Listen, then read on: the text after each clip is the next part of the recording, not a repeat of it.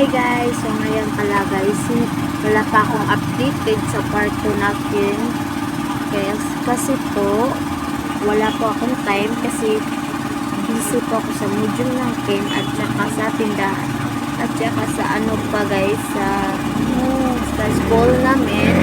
Kaya wala po akong time na maka part 2. Pero huwag kayo mag-alala guys. Mas okay na merong yung part 2 na yung Martes. Kaya, ngayon guys, ay sana maintindihan nyo bakit ako walang part 2 pa din. Kasi, inauna muna natin yung module at saka school. Kaya, huwag kayo mag-alala. Mas okay yun na meron tayong part 2, diba? Pero huwag kayo mag-alala. Makapost din ako ng part 2 kapag matapos na yung module at saka sa school.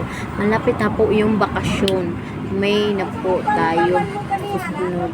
Kaya huwag kang mag-alala, mag-update muna ako. Kaya don't forget guys na kaya yung wala pa nakasubscribe sa akin, subscribe muna kayo. Please po, para matulungan nyo ako po at gusto ko lang po na nakatulong sa pamilya ko. Kahit